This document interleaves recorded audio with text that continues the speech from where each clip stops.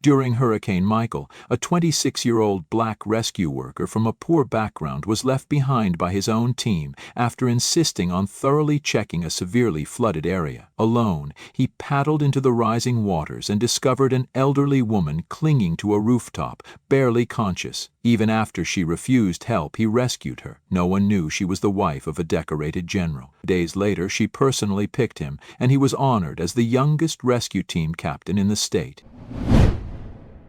The sky had turned the color of wet concrete. Thick clouds churned above like boiling smoke, and the rain didn't fall, it slashed.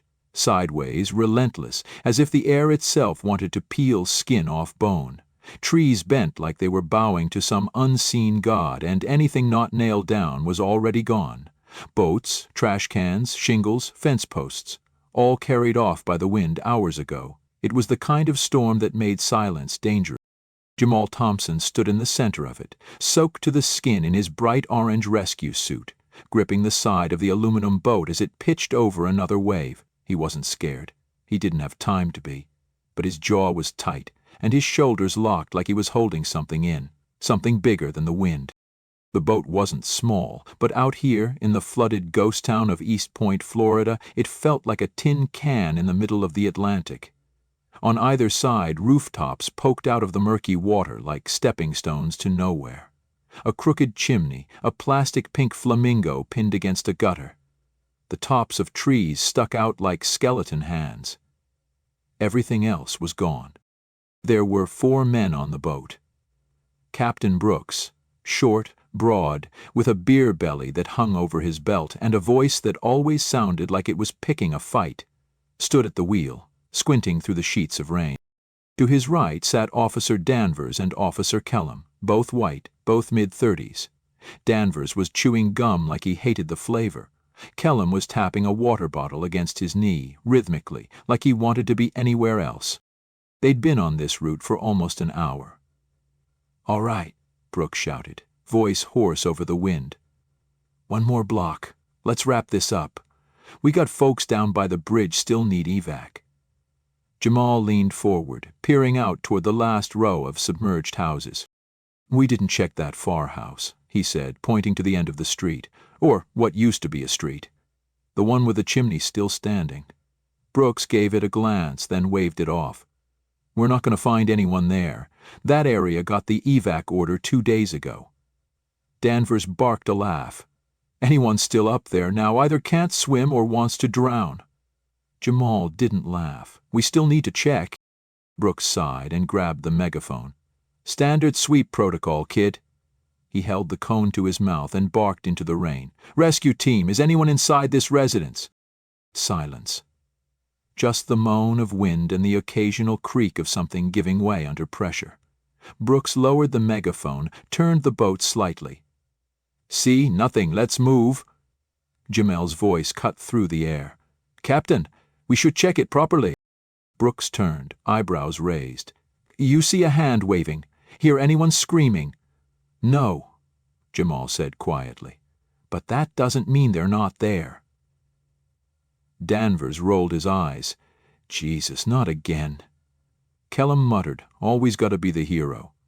Brooks scowled. "We've got limited time, Thompson. There's people at the bridge, families, kids. You want to waste 15 minutes on an empty attic?" "I'm not wasting time," Jamal said. "I'm doing my job." Brooks stepped closer, voice lowering but not softening. "You trying to make us look bad? Is that it?" Jamal didn't move.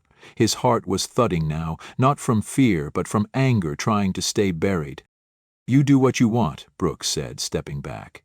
"You want to play cowboy, be my guest." He motioned toward the raft secured to the back of the boat. "Take the spare, tie yourself off. Don't expect us to come chasing if it flips." Jamal didn't answer. He moved to the back, hands calm, unfastening the small emergency raft with practiced fingers. As he dropped it into the water, Danvers leaned toward Kellum and muttered something. Kellum chuckled, loud enough for Jamal to hear. Brooks added one last thing, just loud enough to cut through the rain. "You people always got something to prove?" Jamal froze for half a second. Then, without a word, he stepped into the raft and paddled away. The main boat turned and peeled off, leaving a wake that quickly disappeared in the churning water. Now it was just Jamal. The storm, the silence, and that last crooked rooftop ahead, and someone, maybe no one, waiting. The raft was slower than he expected. The current pulled harder out here, just past where the tree line used to be. Every few strokes, Jamal had to pause and re-steady himself, keeping his eyes on the warped roof up ahead. The house leaned slightly to the left, its chimney the only part that stood completely upright. The shingles were peeled back like old skin, and what once might have been a second-strain window was now just a jagged black hole. Jamal's breathing was controlled but heavy. Each push of the oar was deliberate. He wasn't just battling water, he was fighting time. The wind still howled around him, but there was something about this house. Something about how it refused to collapse, how the chimney stood tall while everything else had given way. It felt alive in a way the others hadn't. He didn't know why, he just knew he had to reach it. As the raft scraped softly against the edge of the roof, he reached for the anchor line and looped it quickly around a branch poking through the surface. A broken pine limb, stripped of bark, its tip sharpened by the storm. He tested the knot, then took the backup rope from his pack and slung it over his shoulder. One end he tied to the raft, the other he wrapped once around his wrist. The water was colder now. It hadn't felt this cold before. He stepped carefully onto the slick roof, boots slipping slightly. The wind was strong enough to push him sideways if he didn't brace. He crouched, trying to keep his center of gravity low as he inched closer to the chimney. Then he saw her. At first, she didn't look real, just a shape huddled against the base of the brick column, like a bundle of old coats or a forgotten blanket. But then a gust of wind shifted her hair, gray and clinging to her cheeks, and Jamal's breath caught in his throat. She wasn't moving, but she was there. "Ma'am?" he called, voice low but clear. No answer. He took another step. The roof creaked beneath his weight. "Ma'am, I'm here to help. My name's Jamal. I'm with the rescue team." Still nothing. He moved closer, 1 foot at a time, testing each step. When he was only a few feet away, he could see her more clearly. Her skin was pale, tinged with blue. Her hands were wrapped around the chimney pipe, knuckles white. Her dress was soaked, clinging to her frail body like wet paper. She wasn't shaking. That scared him more than if she had been. He crouched beside her. "Can you hear me?" he asked, gently reaching toward her shoulder. "You're safe now." She stirred, just a little. Her eyes fluttered open. They were glassy, unfocused. She only opened her eyes cloudy, filled with tears, though he couldn't tell if it was from the rain or from crying. I'm waiting," she whispered. Jamal leaned in, the rain hitting the side of his neck, sliding under his collar. "Waiting for who, ma'am?" "My son. My husband," she said slowly, voice cracking like old wood. "They'll come back for me. I can't leave."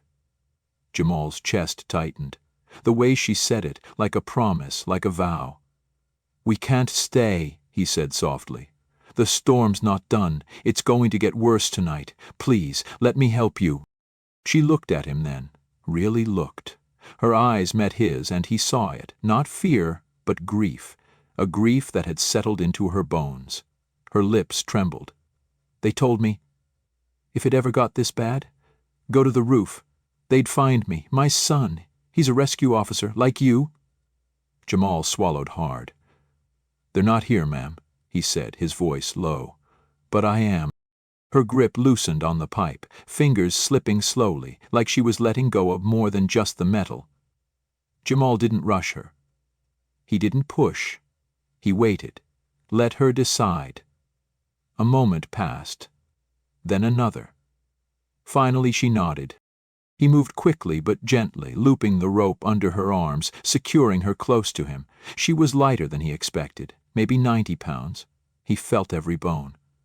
The rain picked up again as they moved. The roof was slick, and twice he nearly lost his footing.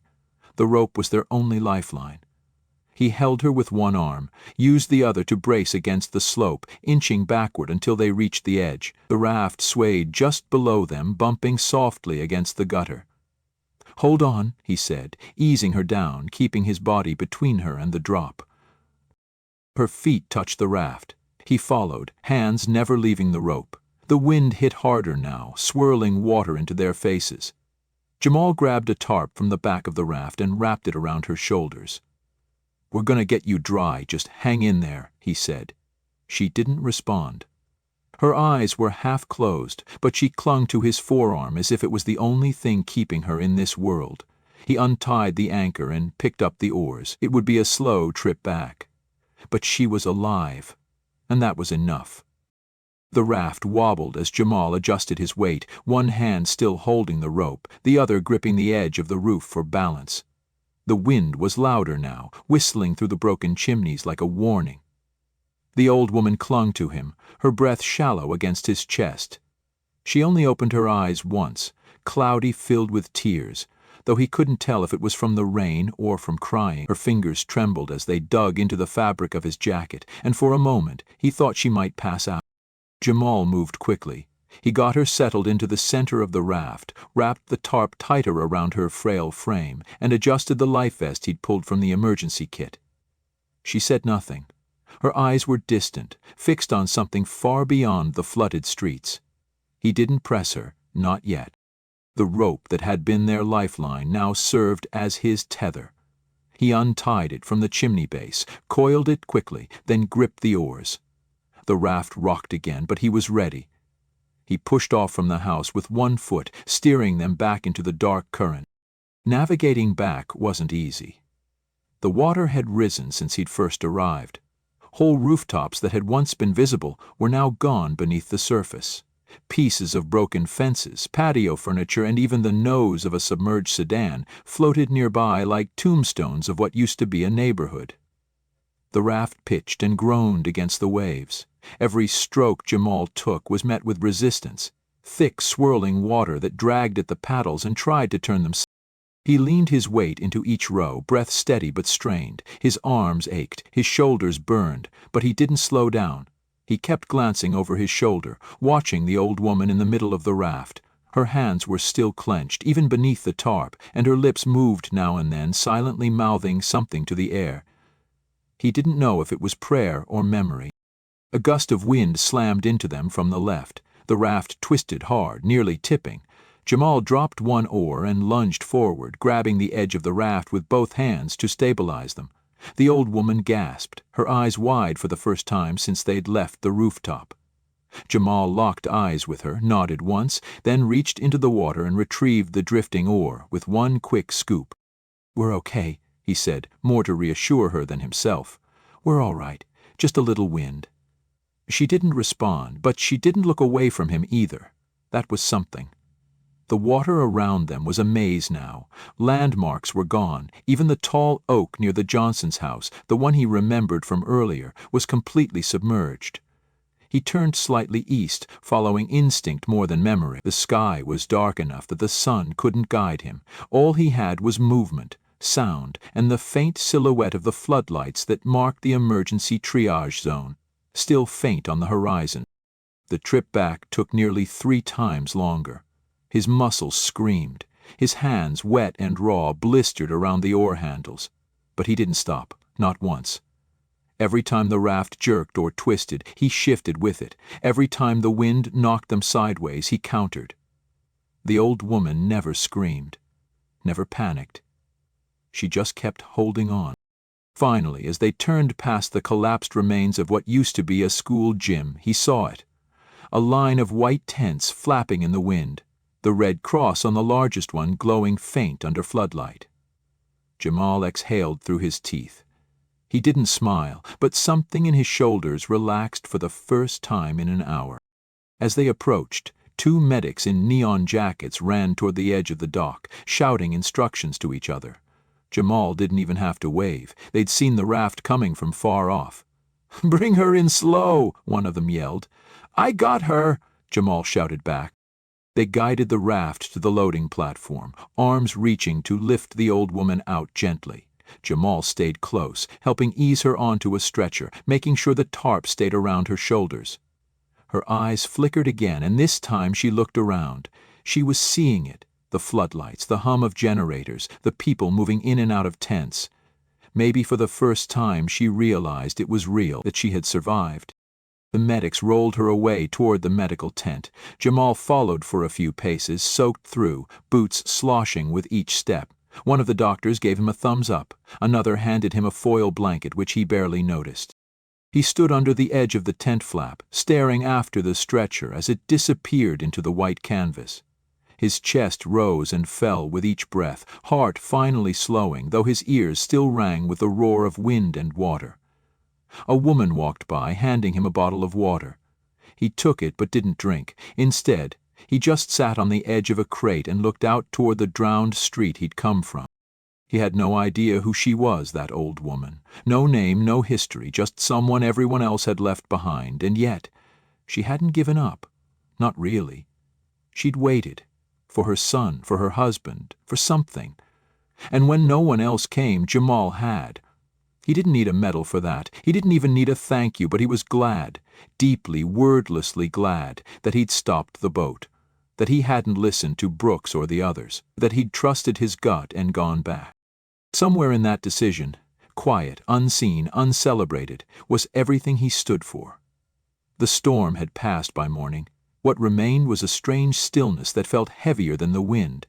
No more sirens, no more roaring waves or crashing trees. Just the soft hum of generators and the low murmur of tired voices beneath white tents stretched across the edge of what used to be the town square. The sky was gray, but the kind of gray that promised a return to sun. Jamal hadn't slept. He sat on a folding chair outside the medic tent, boots still soaked, uniform streaked with dried mud and salt. His hands were wrapped in gauze from the blisters on his palms. He'd refused offers to lie down. He just kept watching the entrance of the tent, waiting for news about the woman he'd brought in last night. Eventually, a nurse stepped out and nodded toward him. "She's awake. She asked for the young man who rode her in." He stood slowly, legs stiff, every joint reminding him of the fight against the current. The nurse held the flap open and Jamal ducked inside. The inside of the tent smelled like antiseptic and damp cotton. Beds lined the walls, but the woman was alone near the back, wrapped in a thick blanket. Her gray hair had been combed, her skin no longer pale blue but a fragile pink. She looked smaller now, not in danger but still fragile, like something precious pulled out of the rubble. She turned her head slowly as Jamal approached, eyes clearer than yesterday, though still heavy with something deeper. "You came back?" she said softly. Jamal gave a small nod. "Yes, ma'am. I just wanted to make sure you were okay." Her eyes filled with tears, but they didn't fall. "I didn't mean to make it harder for you. I didn't think anyone would come." "You didn't make anything harder," he said. "I'm just glad you're safe now." There was a silence between them, but not an uncomfortable one. She studied his face like she was searching for something, maybe for the reason why he hadn't left like the others. She finally said, "My name is Eleanor Davis." He nodded respectfully. "It's nice to meet you, Mrs. Davis." She smiled faintly. "You don't recognize the name, do you?" Jamal hesitated. "Should I?" "My husband," she said quietly, "was Major General Robert Davis. And my son, Matthew Davis, was a rescue officer. He died 3 years ago. In a flood just like this." Jamal's chest tightened. "When they told us to evacuate," she continued, I thought maybe Robert and Matthew would come for me. I know how it sounds, but when you've lost everything, sometimes the only thing that makes sense is to wait for what's already gone." Her voice trembled, but she held her chin up, like the soldier's wife she was. Jamal didn't speak. He just stood there, letting her talk, letting the story settle into the space between them. "He used to tell me," she said, "if the water ever comes this high, you get on the roof. You take food, you wait. He never said what to do if no one shows up." "I think," Jamal said gently, "you did the right thing. You waited, and someone did come." She looked away then, but not before he saw the tears finally slip free. "I don't know why you stopped," she whispered. "All the others passed me by. I heard them. Boats shouting and moving on. But you climbed that roof." He didn't say anything right away. Then he sat on the folding chair beside her and looked at the floor for a moment. "I grew up watching people get overlooked," he said. "In my neighborhood, if you weren't loud or lucky, you got left behind. When I joined the team, I promised myself I wasn't going to be one of those people who passed by." She reached out and placed her hand over his, her touch light but steady. "You remind me of my son. He was quiet, too, always listening, always doing the work no one wanted to do." They sat in silence for a moment, not needing more words. When Jamal left the tent, the sky had opened slightly, a hint of blue cutting through the clouds. He walked back toward the supply station when a man in a gray suit stepped in front of him. Mid-50s, clean-shaven, an air of someone important. He looked at Jamal with practiced calm. "Excuse me," the man said. "Are you the one who brought in Eleanor Davis?" Jamal straightened slightly. "Yes, sir, I am." "I'm Alan Fierce. I work for the mayor's office. She asked to speak to the mayor directly, in person." Jamal blinked. "The mayor?" "She insisted," the man said. "And when Eleanor Davis insists, people move." Jamal watched as the man walked off, talking into a radio. He didn't know what was about to happen, but it felt bigger than him. All he had done was listen to a gut feeling, climb a slippery roof, and pull a woman from the edge of something final. He hadn't expected it to matter to anyone but her. But Eleanor Davis had a name this town remembered, and now, so did he. 3 days later, the storm was already a headline fading into yesterday's news. Most people had power again. Most roads were being cleared. The media had moved on to the next fire, the next crisis. But inside City Hall, something different was happening. The Grand Chamber, usually quiet unless budget talks or elections were being argued, was packed from wall to wall. Emergency workers, council members, veterans in uniform, and volunteers sat in neat rows. News cameras lined the back, their lenses pointed at the podium draped in the state flag. The mayor adjusted the mic, cleared her throat, and glanced down at her notes before looking up.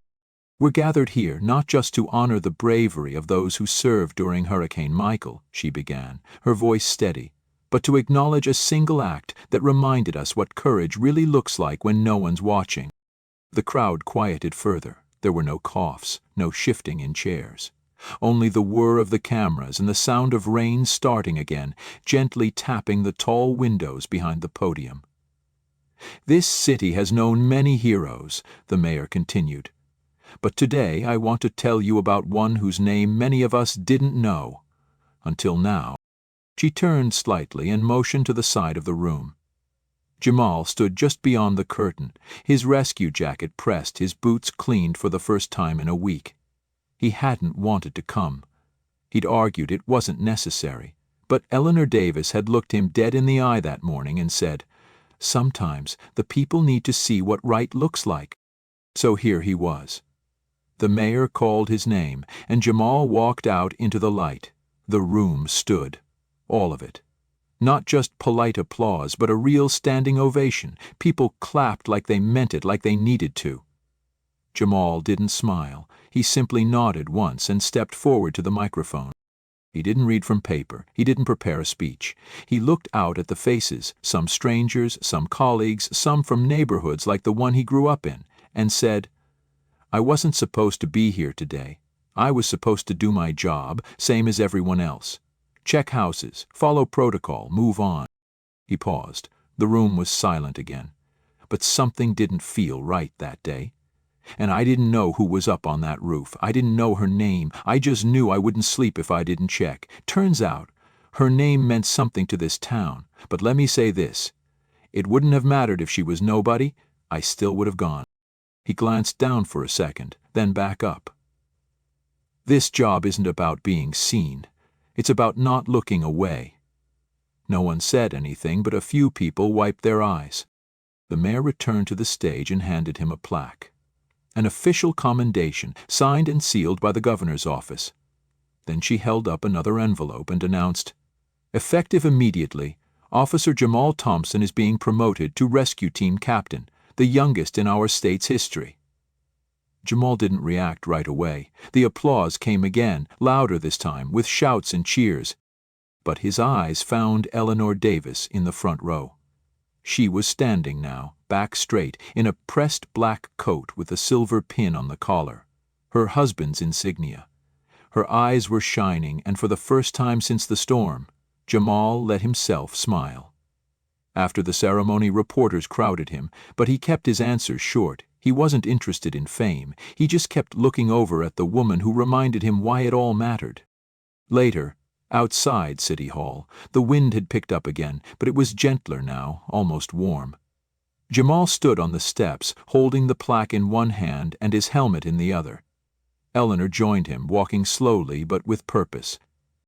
"They say you'll be on the news tonight," she said. "I don't watch the news much," he replied. She smiled. "Good.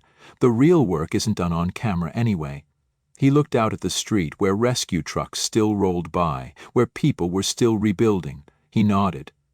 "Still more rooftops to check," he said quietly. Eleanor rested a hand on his arm. "And now more people who will follow your lead." He didn't answer, just let the words settle in.